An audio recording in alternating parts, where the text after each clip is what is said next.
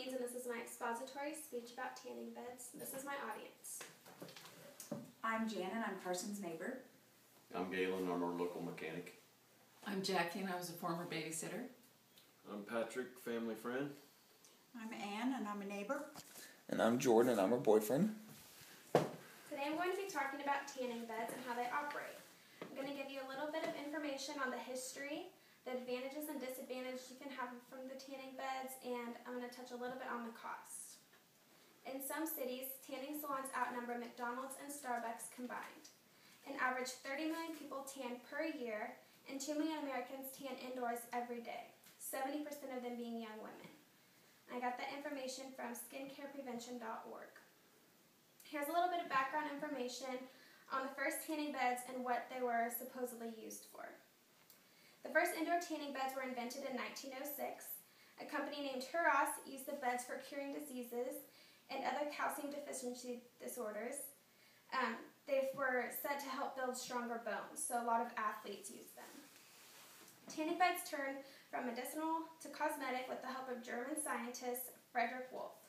He had the theory that artificial light would increase athletic ability, so he had athletes tan in the beds to help them improve. Now that you know a little bit of the history, I'm going to explain how they actually work, but first I'm going to talk about the epidermis structure and function so that this will all make a little bit more sense later on. Your skin is made up of 3 layers: the epidermis, the dermis, and the subcutaneous tissue. The epidermis is the thinnest layer and the most superficial layer.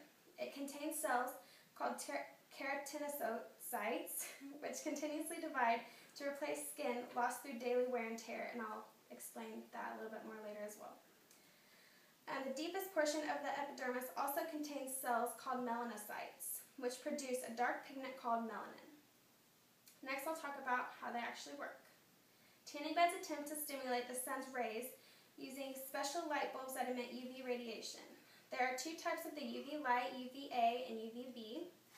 Tanning beds mainly produce UVA light, and that's said to be better for your DNA than the UVB light. So tanning beds emit more UVA light than the UVB.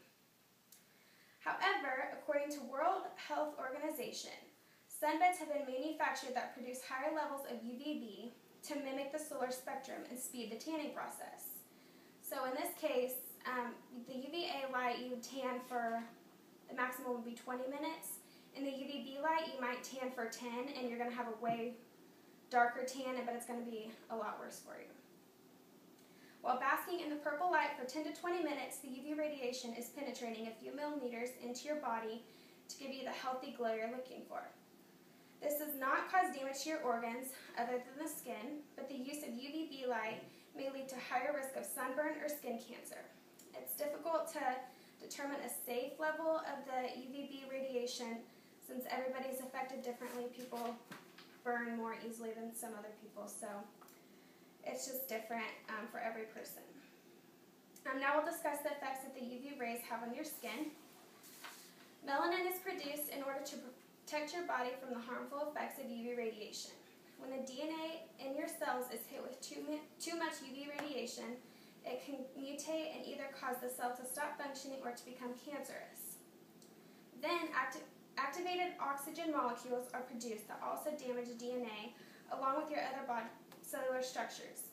The exposure leads to immune suppressions and activating the body's natural cancer defenses. I got that information from londonancestor.com.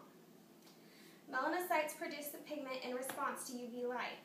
Melanocytes are stored in capsules called melanosomes, which are stored in keratinocytes. Your skin appears more tan when more melanosomes are stored in more keratinocytes.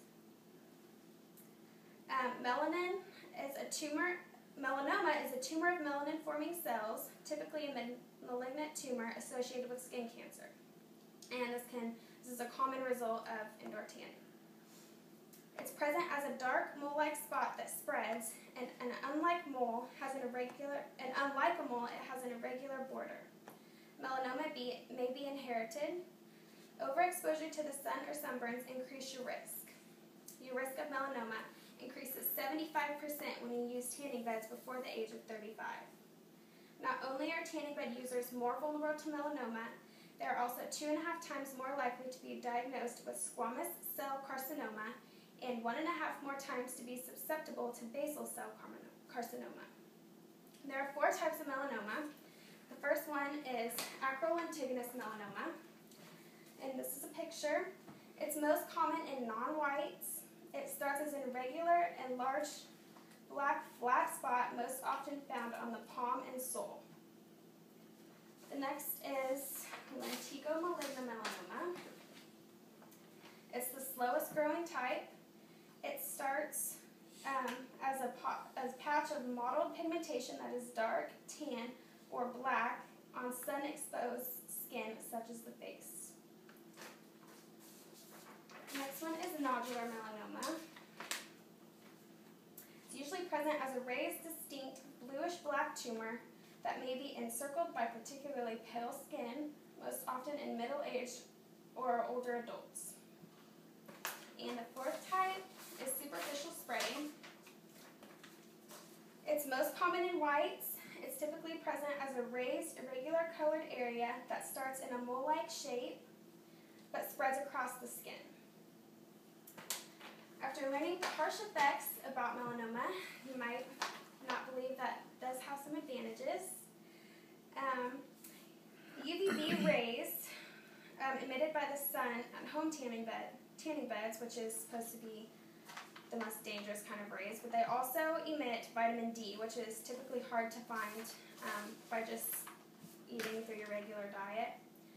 Vitamin D helps with the absorption of serotonin in your brain, which affects moods and can cause depression, and this is why seasonal depression exists. This also explains why there is a higher incidence of depression in areas that have low amounts of UVB rays, such as the northern states, rainy states, and polluted cities. There is some evidence that also suggests it helps prevent colon cancer, prostate, and breast cancer. I've gathered a little bit of information of the cost of indoor tanning. It's hard to find an accurate number because different places charge more and charge less. Just depends. So this is just kind of a ballpark estimate. 10% of Americans spend an average of $300 per year to tan indoors. That adds up to be $9 billion per year, not including $3 billion worth of products such as the goggles and the lotion.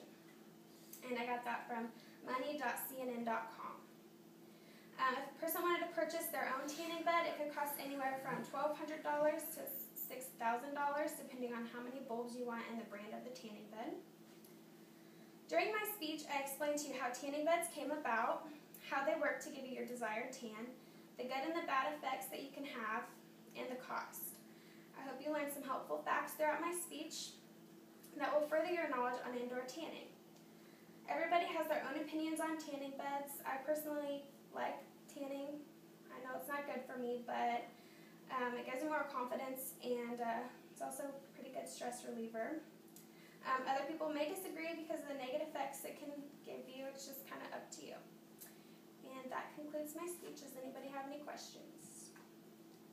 No? Okay, thank you for listening.